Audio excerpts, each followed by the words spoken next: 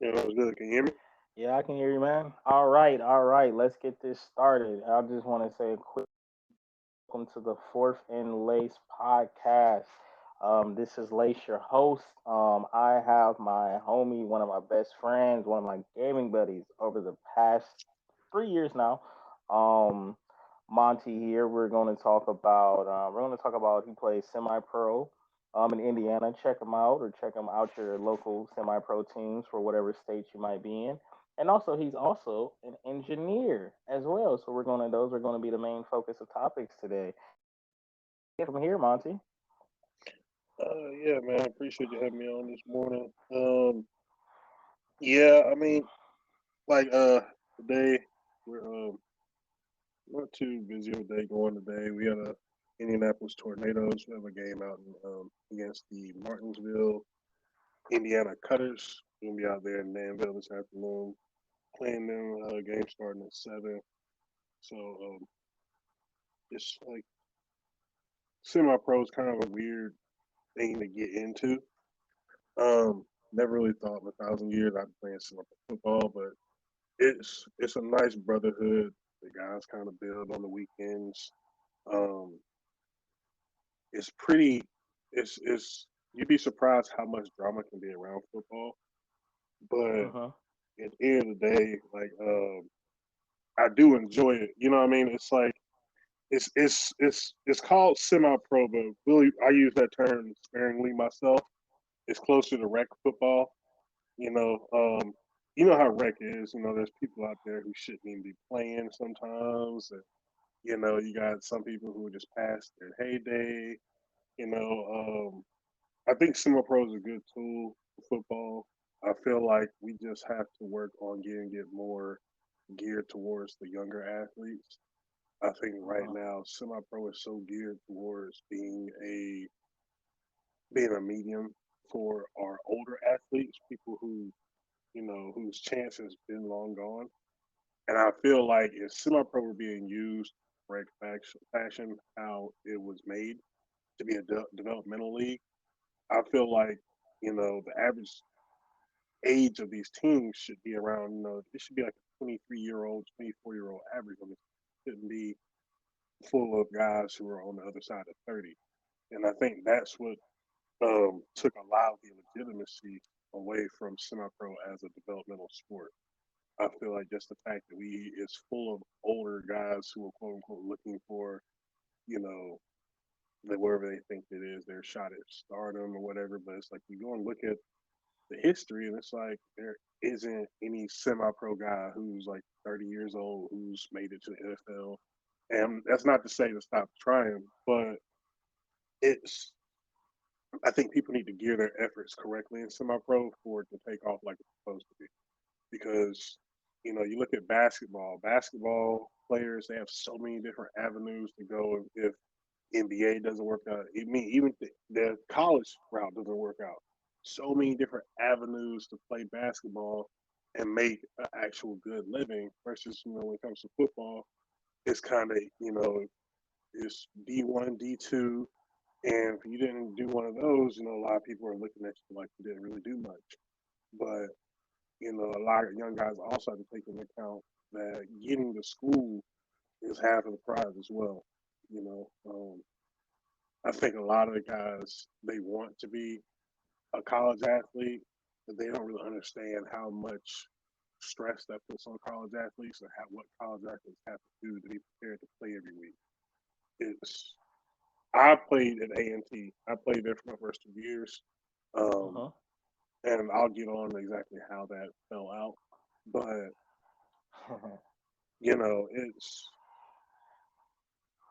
it's just a whole different like going from high school. Like I played at a small high school, well, not a small high school, but I played 4 AA football in North Carolina. So my high school wasn't the biggest, wasn't the smallest, in the standards of the U.S. or right in the middle of size wise. But going from a small town out in the country in Benson, North Carolina, and going out to Greensboro, North Carolina, where now I'm at like an international school that has people from all genres, all different places, and everything.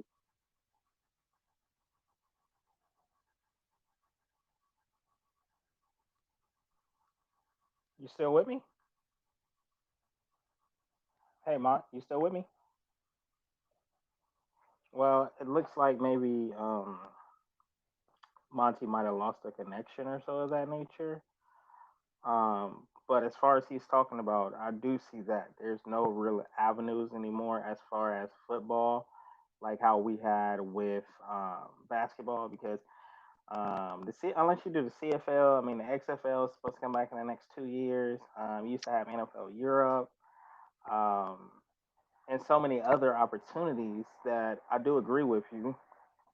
You don't really have. It's like if you don't hit a Division 1, 2, or 3, then you're kind of like you know YSL.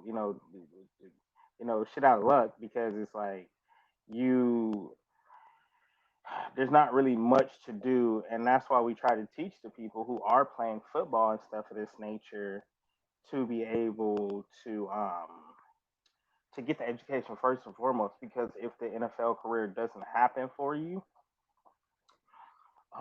there's really not too many other avenues. So get the education so you can go out and make you know the nice bit of money. Because the good thing about Monty here is he did go to school for engineering, so football was also a thing, but he also set himself up for after football, and that's what a lot of people aren't setting themselves up for is the after football. Football can pay for you and yourself, but you have to be top tier, and that requires a lot of sacrifice. And Hey, you said it right there, bro. Sacrifice. A lot of guys don't understand the hmm sacrifice that D1 athletes have to put in, and that's why it's like some people who try to get on D1 athletes because they're going to get paid soon for their likeness, which is well hmm long overdue.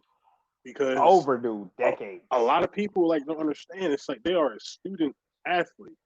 That is a hmm that is they're working like for lack of better terms, they're working two jobs. Versus you have some people who are mad Shit. at student athletes for having that what they quote they think it's a leisure. They think it's their right. When in reality, being a student athlete is a privilege. You know what Yeah. I'm saying? That's a privilege that you earn every day by going to class, going to hmm practice, going to Yep. study hall. Yep. It's like I'll give you a quick rundown of how. Like I said, this is D1 double A and T, and I know they stepped there. I know like ever since we had Coach Broadway come over there, he's really like he molded that program, and now we have Coach Washington over there, and I just know that program's running like a well-oiled machine now. But it's like you know before we got that, we started getting media coverage like we've been getting over the last 10 years as a school. It's like when it comes to D1 Double A, we don't have the big facilities like Alabama did. We didn't have the, you go Oregon. on, Yeah. yeah, you can go on YouTube, you can see all the little visits and everything like that. We didn't have none like that. We had the field house, and that was it. The field house had our weight room in it. Had we did our meetings at, where our locker room was at, where our training staff was at, and we kind of shared that. We shared that field room, seasonally also with all the other athletic teams like track team, excuse me, so on That's and why I so forth. love. That's why I love Prime because he could have went to Florida State where he did go to school at.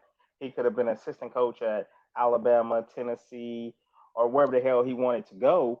But instead, he went to a HBCU school and got a lot of 5-star athletes to come there as well too, to bring money back to those little smaller schools. Because at the end of the day, like when I was at Oregon, a lot of people might not know this, but the dude who owns Nike went to Oregon and Stanford. So if you actually see their Uh-huh. facilities, it's top of the line facilities because he dumps millions every single year into those to make them top schools, even though they might be not winning like they used to, but they have the money and they have the boosters because Florida has tons of boosters, but all the money for them boosters goes to Florida State, Florida, and and a couple of other schools.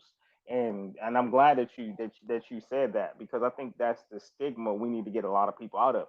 If you good, and I love that Shannon Sharp said this because he went to I think it was like Georgia Southern, Georgia State, or some of that. No, Savannah State. I'm sorry, Uh-huh. Savannah State, which is not too far away from Atlanta because I am from Atlanta. He went to school at Savannah State, but his brother went to South Carolina, which is a huge school. He had to go to a small school, Hmm. and he always says, and Tom Brady will attest to this: the NFL will find you if you are talented enough. It don't matter where you go to school at; they will actually find you. Real talk, man. Like they went and got. Yeah, they don't. They'll get you from whatever school you go to. If you can play, forget it. Because one of my favorite players, you put me on to him.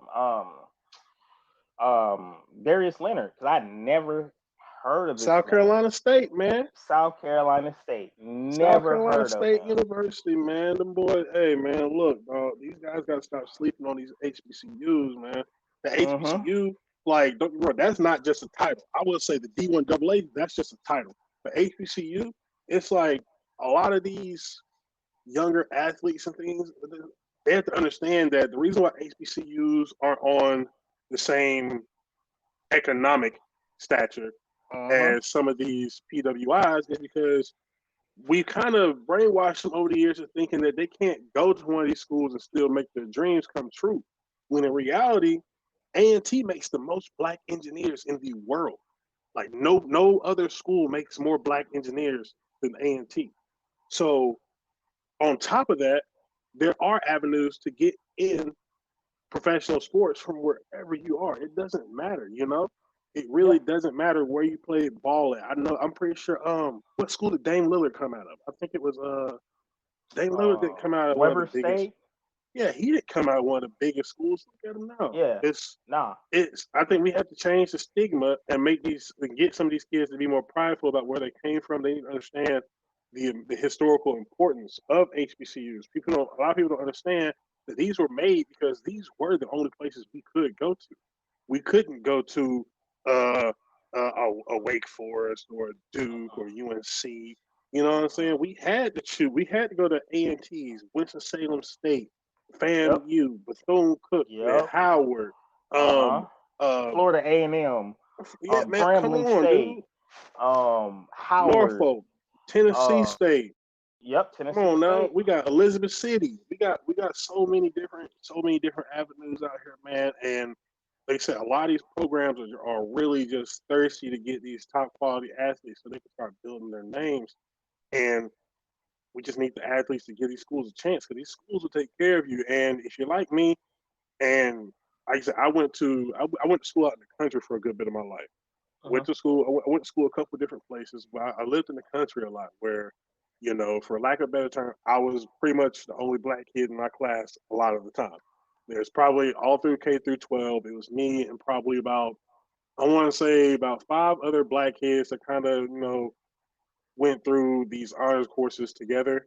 But for some reason or another, we never had more than one of another in the class. So going from that scenario, going all the way to HBCU, and finally being in a place where you can be comfortable in your skin and people are like you, people understand your viewpoints, people understand how you look at life.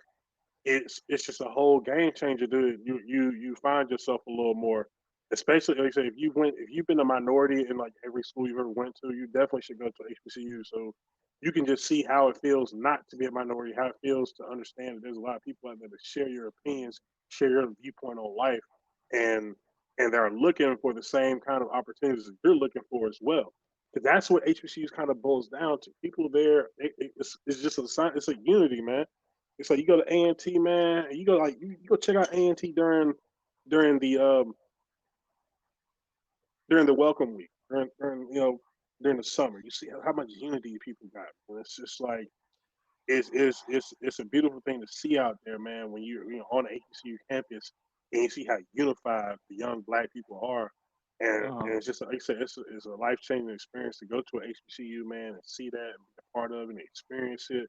And it's man, it was like 4 years of being at the cookout, dude. It was a great time. I can't, you look back and you have regrets and things. Everybody else has regrets, but Oh yeah, I always, can't. always.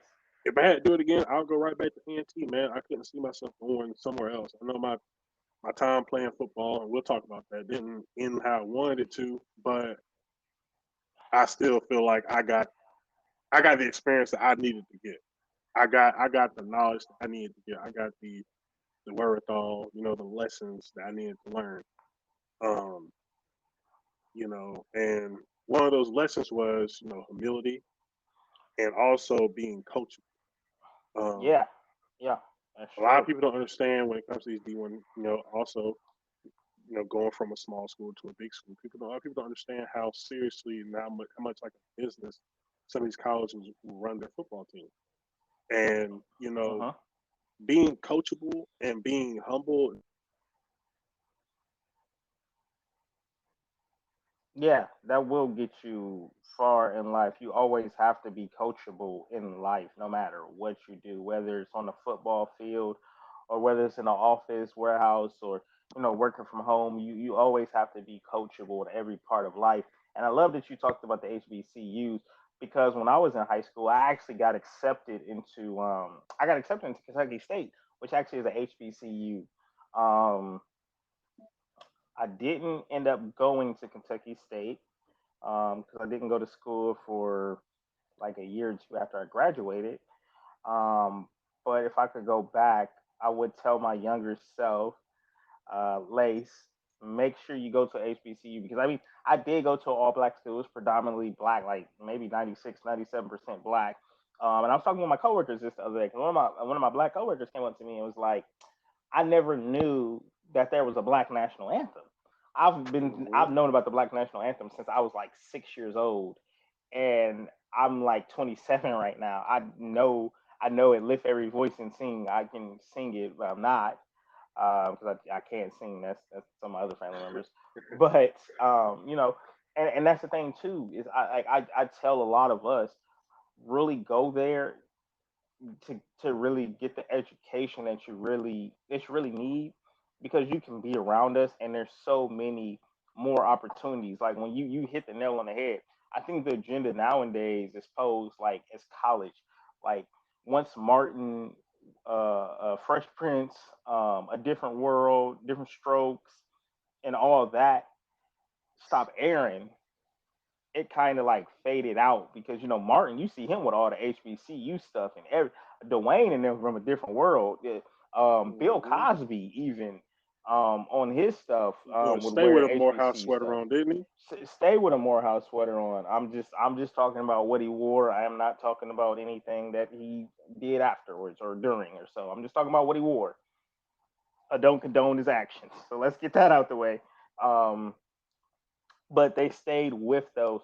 And I think a lot of us nowadays we look at it as to be successful, we have to go here, here, and here. But the downside about that is success means just because you make it to the NFL does not mean that you made it. What we need you guys to understand is get your education. What was that like for you? Because you went to A and T. What was that for you on the flip side of going to get your degree as well? Because you got some dudes that actually go to college, that just go to college. Yeah, they might be majoring in some stuff, but at the end of the day, they don't really care about a degree. They just care about making it to the NFL. Yeah, and that's one of my young guys on the Tornadoes. He was playing with Tornadoes, and he had two good seasons, and we worked on getting him into a community college. Now he's in a community college, trying to get his grades right and everything like that. Hmm. And he comes and he talks to me a lot, and he asks me questions about about football, blah blah blah. And I try to make sure he understands like without that school part, you won't get past community college. You have to perform in the classroom, and as well as I always try to talk to him and tell him, what do you want to do, what do you think you're good at, like don't let somebody, because a lot of these some of these college teams, in high school and college will actually, you know they'll try to pigeonhole you into an easy degree, something they don't have to worry about you flunking out of, type Yep. deal. And Hmm. it's like, don't sell yourself short. Like Never. I have a guy who with A&T, I came in playing D line with him, Hmm. and he came in, he had A&T full ride scholarship, and he decided, and in talking to him, he understood. he understood from a very early age. Even when we were back at 19, and he was 20, he understood that he had he had a coupon, bro, for school. You know what I mean? It was a act, and it's like he didn't want to sell so short, so he went for computer engineering. He said, "I'm not Mm-hmm. gonna let them stick me with a liberal arts." And by the way, it's nothing wrong with that. Y'all know how to use those degrees, but I'm just saying, like he Oh, didn't let them facts, facts. stick him with a typical degree or Mm-hmm. something, or let him sit as a non-declared or something like that. He went out and he got that computer engineering degree, and then he ended up flipping that and also got a free master's degree. So we're talking about a guy who went and got 6.5 years of schooling for free. And now my guy, he works on his own schedule now. Like he bikes around Raleigh, and he works, at certain cafes. He might bike to another cafe and do his work. Is he's making his own life. He does what he wants to do, and that happened from an HBCU. He didn't have to go to a PWI to make that happen. And a lot of kids Mm-hmm. can understand that that's so possible to make your dreams come true. Even if you don't make it professional in football, like I said, he was a 3 year starter at A&T, and he didn't go professional, but he always had that actual goal of being his own boss in his mind. And like I said, he took that free scholarship and he flipped that. And to me personally, that's one of the best cases I can tell of a person, making the best out of the situation. Like I'm pretty sure he did probably want to go to the league at some point in time.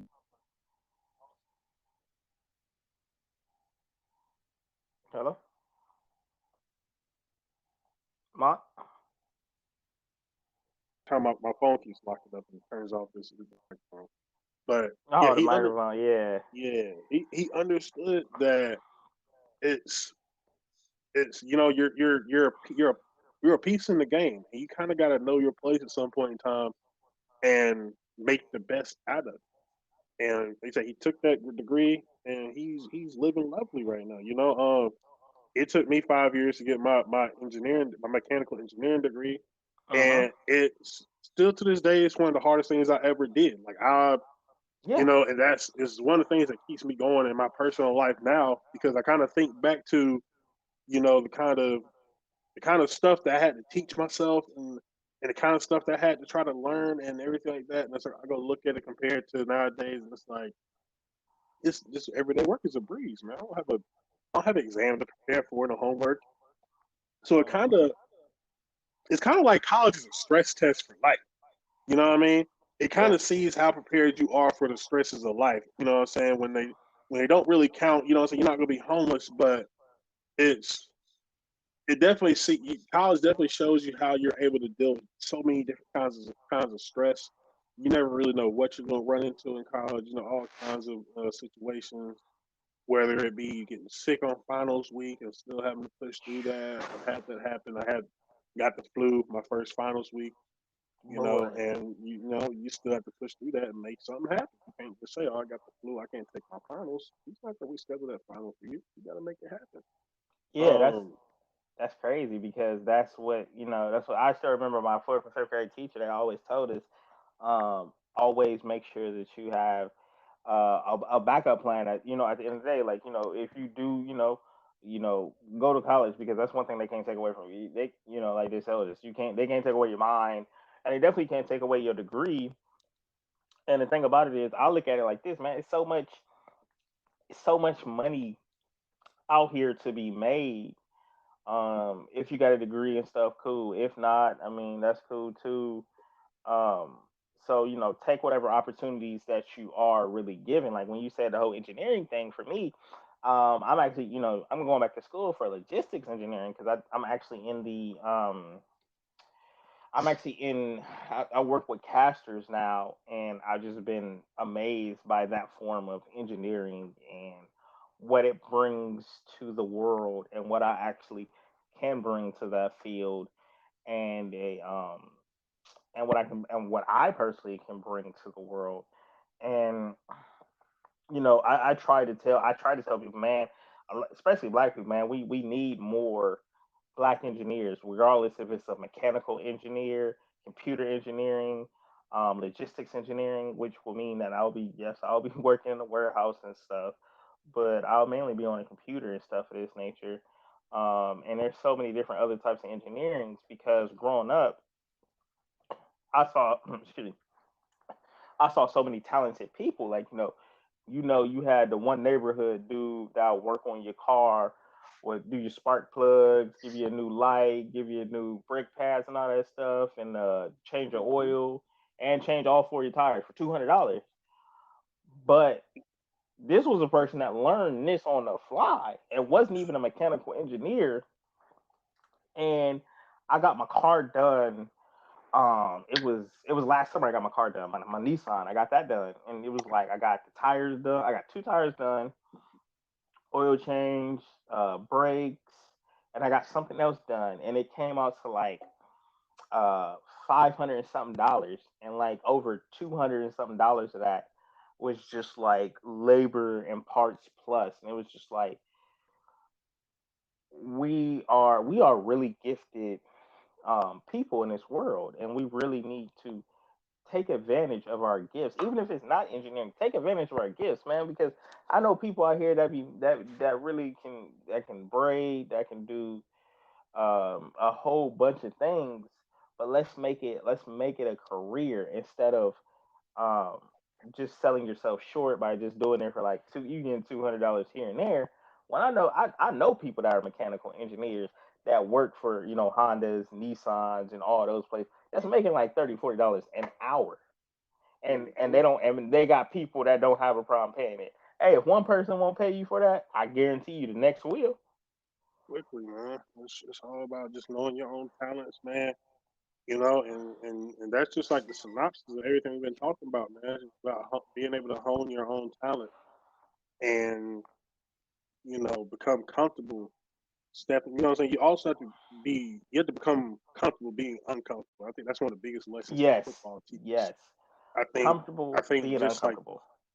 yeah, just the workouts and how intense they are, you have to Mm-hmm. get really you have to become comfortable being uncomfortable very quickly because in football you're going to be placed in a lot of situations how they didn't get drawn up how they're supposed to. Like nothing in football works how it's supposed to. Nothing's you draw No, it up nothing's on perfect. the board. The play is not going to go exactly like that every time. There's going to be a little bit of chaos. That's what football is, a game of chaos. Mm-hmm. But the best football players, they're comfortable in chaos. You go look at Patrick Mahomes, when everything's breaking down in the play, he still knows the right guy because he's so comfortable being uncomfortable, bro. That's what the game of football did for him, and I guarantee in his personal life, that's probably carrying him so far. Just knowing that he can walk into a room, and even if he is uncomfortable, you'll never know. You'll never see it on his face. You'll never know because he's just so equipped to deal with situations like that.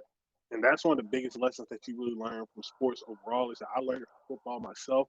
But I know some Mm-hmm. people learn it from other sports or other disciplines. But Yep. that's one of the biggest things because nothing ever stays the same. Change is inevitable no matter what you're Oh, in, no matter what always. field you're in, no matter what you're doing. So at some point in time, your job, your boss, your owner, your coach is going to make you uncomfortable. They're going to bring a change to you that's going to make you uncomfortable. And you pretty much have two options. You either roll with the flow and you adjust yourself, Mm-hmm. or you become a problem and you decide not to change and you decide not to do what you got to do. And then they do what they have to do from a business perspective. And Yeah. I know that from firsthand. I know how that goes. I've dealt with not being a person who was coachable at the age of 18 years old, thinking I knew Mm-hmm. everything, and Yep. that cost me my place on a football team. Like just not Mm-hmm. being coachable, not being someone who knows how to accept correct criticism correctly. A lot of people take criticism. Now, don't get me wrong. There's a lot of people who give out criticism and they don't know Take it how to criticize themselves. correctly, right? Yeah, they Yeah. don't know how to take they don't know how to take it themselves. But at the same time, it's like when somebody's talking to you and they're trying to build you up, you have to understand that that's somebody who cares about you. That's somebody who really wants you to do well. And I didn't understand that as a kid, man. You think the coach is yelling at me, he's calling me names and blah blah blah. And it's like I learned after that situation that when somebody's talking to you or trying to correct you, it's because they care about you, because they want to see you do good. When somebody's not correcting your behavior, when somebody's not looking out for you, when they're not giving you little two pointers here and there, that person either A doesn't care about you, or B they gave up on you.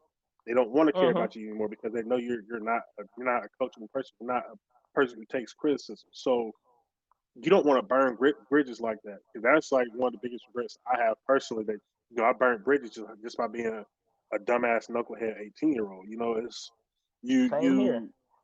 you you just have to be ready, man. We talked about it the other day how it's like a life is just a big old just it's a product of every decision you ever made. You know, and Yes, and it is. and and like don't you can take that as literal as you want or as figurative if you want, but it's like literally every decision you make. If you decide to drink Coca-Cola yesterday, that might have some kind of effect on you 30 years from now. Yeah, It's we might find out it has, like say cancerous, like how they say like diet Cokes or Pepsis have causes cancer. Like, people didn't know that like 40 years ago, but it comes out like, 40, 50 years later, like, oh yeah, it causes cancer and shit of that nature. So you really, like you said, you really never know what you do today can really affect you. Like like they'd be like stepping on an ant, like the butterfly effect.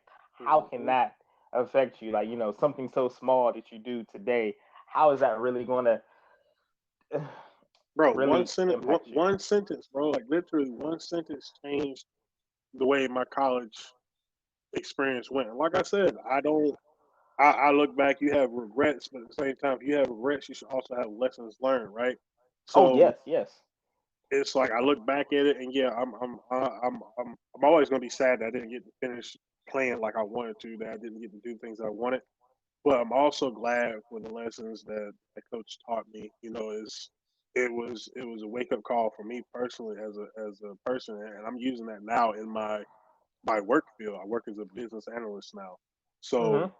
I'm starting Okay. to really get on the higher technical side of business and starting to talk with higher ups and things like that. And you have to be confident in yourself, as well as you have to be very accepting of criticism, because you're going to receive criticism always. It's never like you did a perfect job or whatever. There's always something you could have did better, and you have to take that as they're not coming at you as a personal attack. They just want you to be the best version of yourself, and that's how people need to start taking criticism from people that actually that what I'm saying. And like I said, the criticism should only matter for people that are important. Like you shouldn't have to Yeah. take. You're not. Don't. I'm not saying accept criticism from some weird guy on Instagram comment on pictures telling you to Nah, live your that's life, that's whatever. weird. Yeah, That's just weird take as like hell. criticism should only be coming from people that are important in your life. If they aren't important, offering a criticism, let it go in one ear and out the other. But if they are somebody important, or they are a gatekeeper in your life, you need to take that criticism seriously and use it to adjust yourself. Use it to adjust the way you're looking at the situation, or at least adjust it so you can see the situation from their end and you can understand it better. Because that's kind of one of the best things I've been working on myself. Is trying to just look at the situation from a third person view.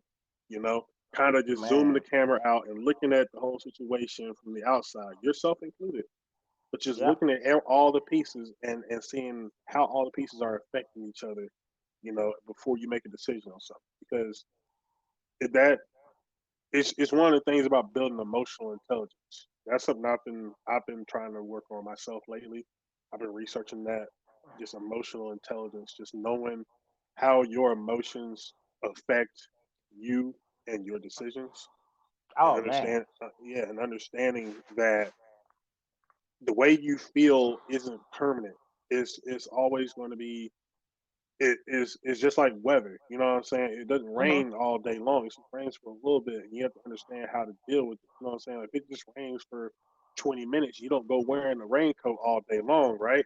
So Nope. it's like you adjust as the weather changes, and you have to understand how to protect yourself. If you're not emotionally intelligent, you'll make a lot of decisions that will end up putting you in a bad hole or burning bridges. And that's like I said, that's something that we gotta start teaching younger kids. We got to teach them at a younger age. We got to teach them emotional intelligence about how to control.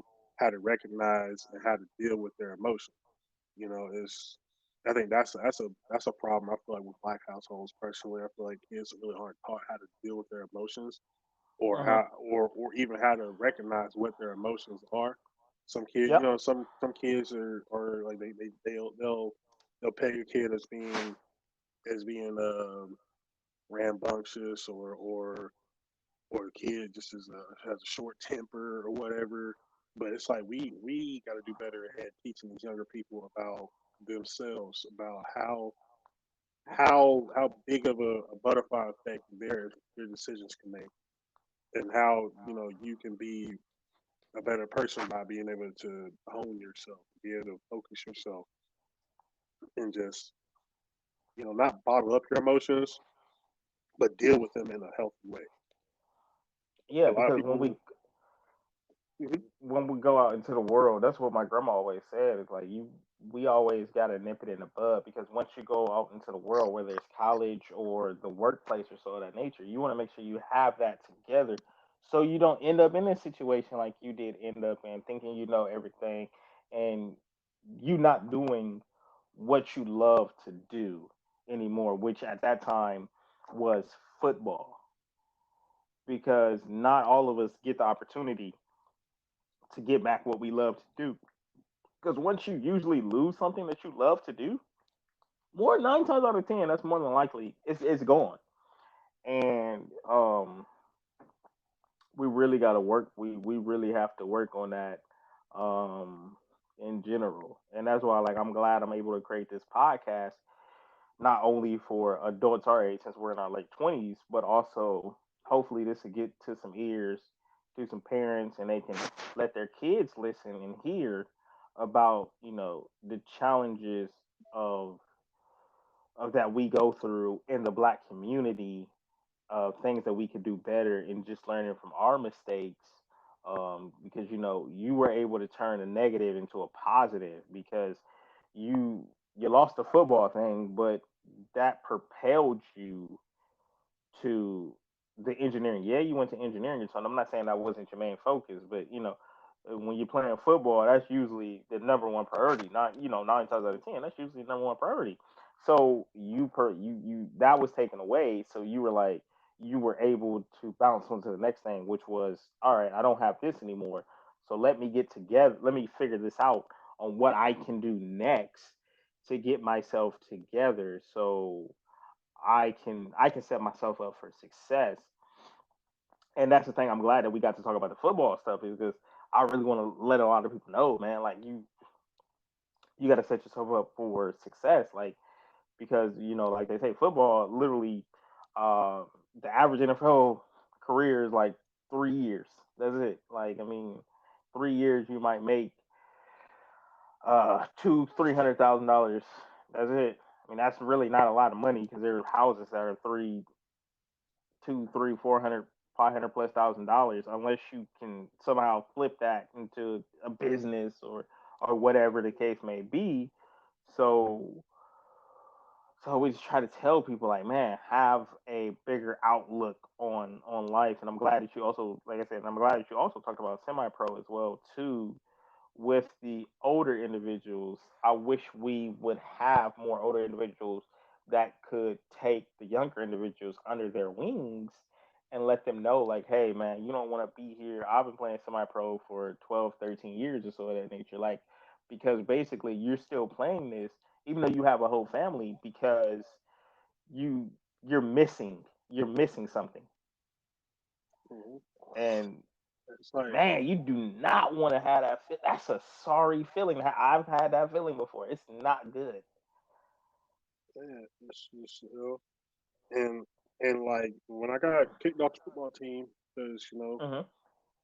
and for a while I built like serious, intense depression for a while, dog. Like that devastated. You know what I mean? Like I had never been cut off the football team. I always been one of the best players on the team.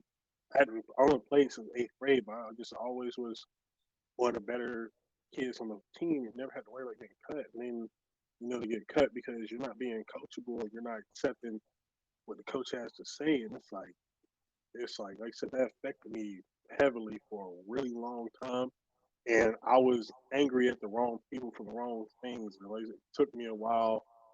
It really took me about 2 years to really accept it and to understand my part and understand what I did to mess that up, and it took a lot of personal growth, throughout college. I kind of like stayed to myself after that, like I said, Mhm. because it it just it made me look at things so much differently, and and I went to A&T to play football and to get my engineering degree. Those were my two goals, and I had one of those, like I said, playing football is a privilege. I had that privilege taken away from me, and I kind of, it kind of happened at a dark time in my life. I went, like, what I'm saying, shortly after I lost my grandma, and that kind of just compounded, and I had to learn how to deal with myself. I had to learn because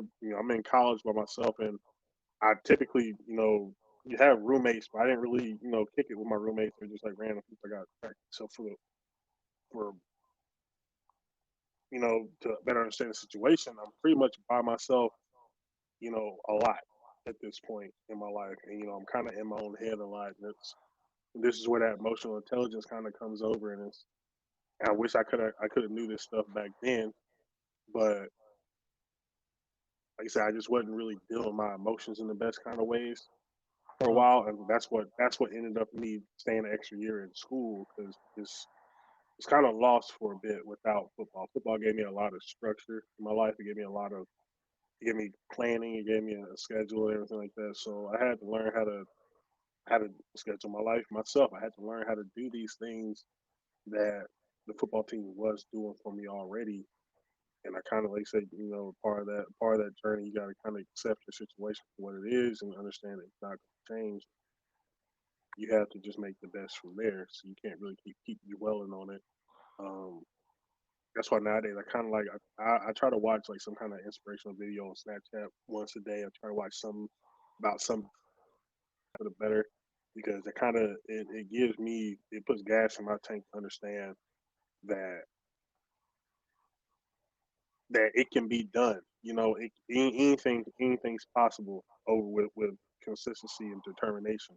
So I don't focus on what they did or what they got out of it. I focus on their mindset when Mhm. I look at other people's when I try to look at how other people got their success or whatever. I focus on their mindset, how they how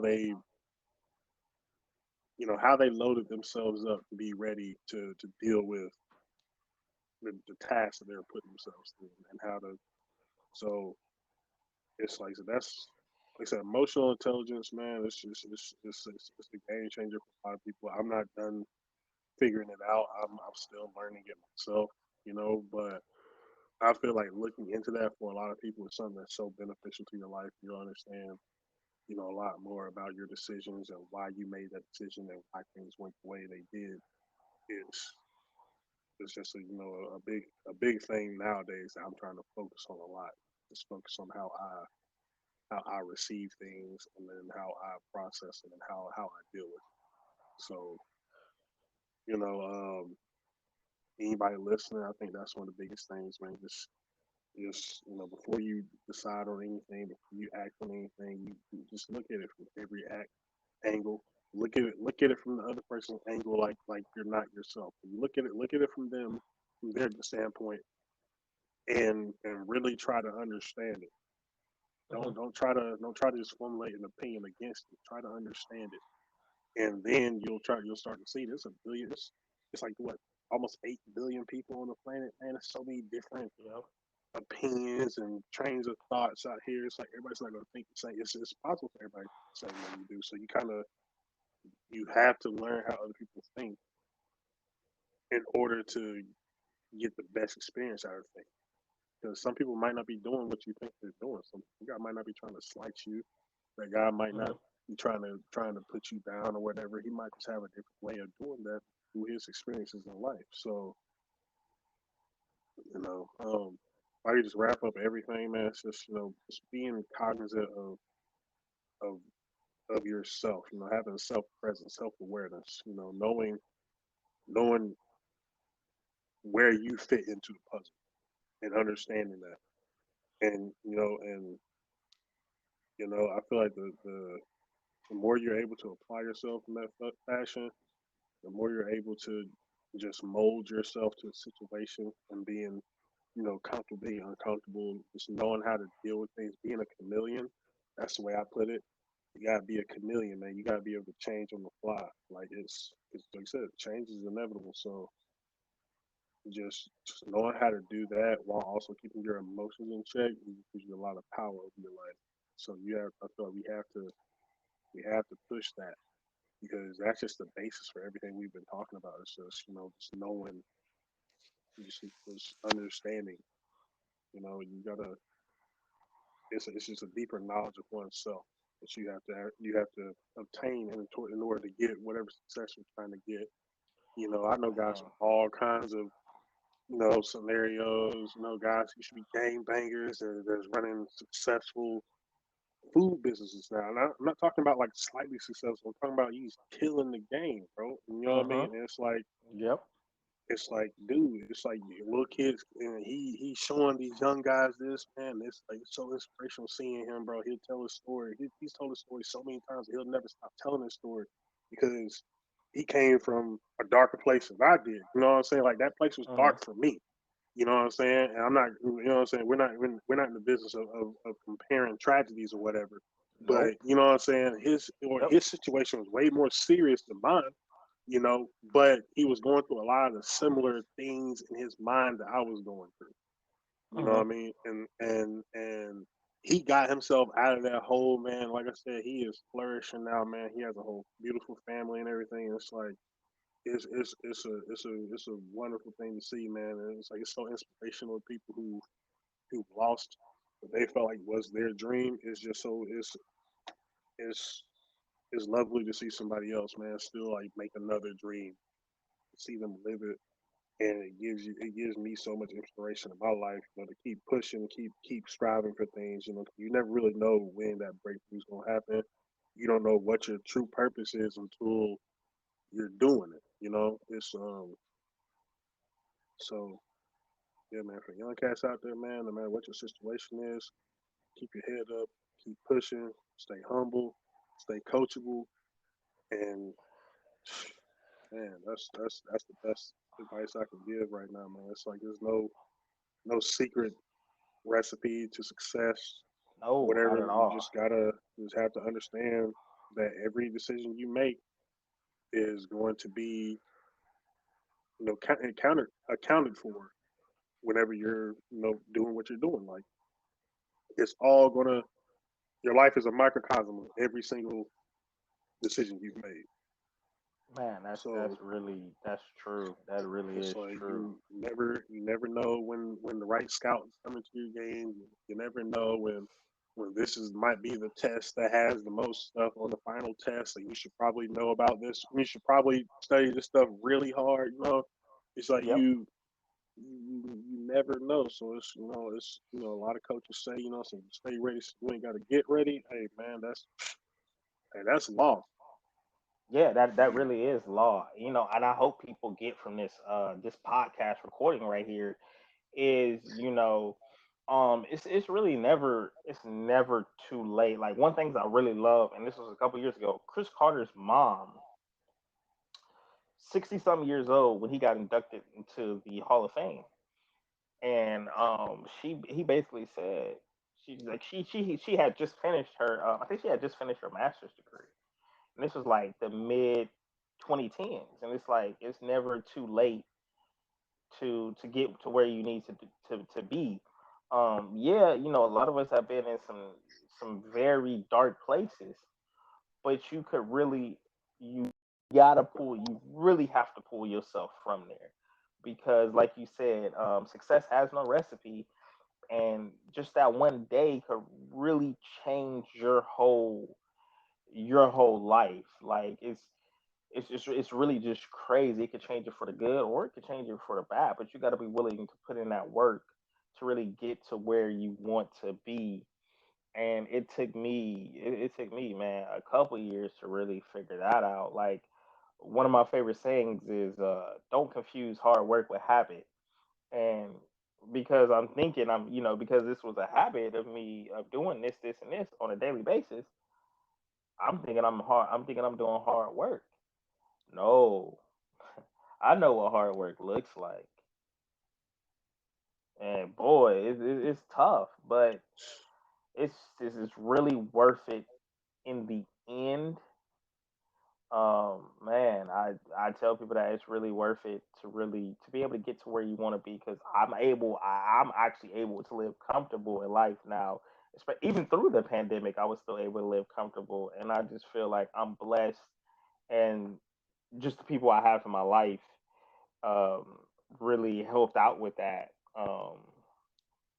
And even when I was growing up, I really said my grandma was really a huge part of that too. Because I know how it feels when you lose your grandma and stuff. I lost my great grandma in the ninth grade, and it really left a huge impact on my family.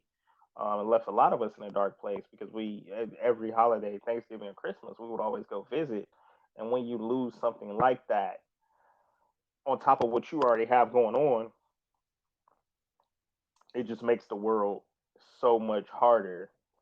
But to be able to come from it and to bounce back and to keep doing and being where you are now, 10 years, being able to look at that 10 years later now, from the 18 to the 28-year old, you're like, man, if I would have known this. But the thing about it is, we tend to focus too much on, man, if I could go back in time. No, man, those 18 years passed. You're going to have a good another 50, 60 plus years to go forward, that you could use that time from what you learned in the past to apply it to your future. And I don't think a lot of people, understand that. And it's like, man, but it's great. It was really fun. Great talking to you, having you on the show. Kind of went a little few minutes over. I ain't mad about it. It's always good talking with you. I do want to get you and a few other people on here for one of the next shows that I am having. I do want to let everybody know, whoever is listening, future listeners, thank you. Thank you on this beautiful July 17th, 2021 morning, coming to listen to us. This podcast, Fourth and Lace, will be available on iTunes, Spotify, and a few other networks. I'll probably post this up on YouTube as well. You can find me on Twitch as well at Lace Up Gaming. That's LACEUPGAMI. Um, More likely, if you see me on Twitch, more likely I'm on there with Monty and a few of other people, guests that I will have on too. Is there anything that you want to say, Monty, to the people before we wrap this up? Man, I appreciate you having me on here, man. I hope someone hears this and it helps at least one person. Just understand that situation and how to get out of it and how to make the best out of it. And like I said, man, I hope everybody's just doing well this morning. And said, appreciate you having me, bro. All right, man. Well, thank y'all. Thank you for coming. Thank you for stopping by. Gonna finish this up, and I'll catch y'all in the next episode. Thank you for coming to the Fourth and Lace first episode. Thank you guys so much. Please, please, please tune in on Fourth and Lace. I am on Spotify, iTunes, and a few other ones as well. Please tune in. Tell your friends, families, whoever you know closest to. Come check us out. This is all for fun, man. We're trying to create a podcast here. This won't be the normal podcast. We're going to talk about so many different range topics. They're not only just going to be to about African Americans, um, because I have friends of other different races or so. So everybody, we will get on every single topic. So thank you guys again. And this is your boy Lace, and I'm out. Bye.